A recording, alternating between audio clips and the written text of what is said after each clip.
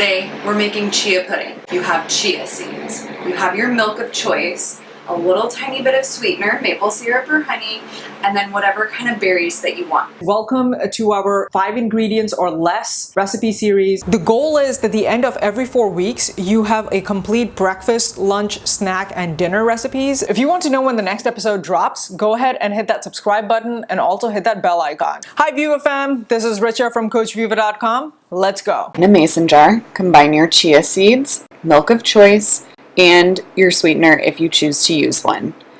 Put the lid on nice and tight and give it a swirl. Batch prep this at the beginning of your week so you have a breakfast that you just grab and go and run out the door. Give it a stir before eating, top with your favorite berries, and enjoy your breakfast. Hey there, if you want to know when the next episode drops, go ahead and hit that subscribe button and also hit that bell icon. Until then, keep crushing it.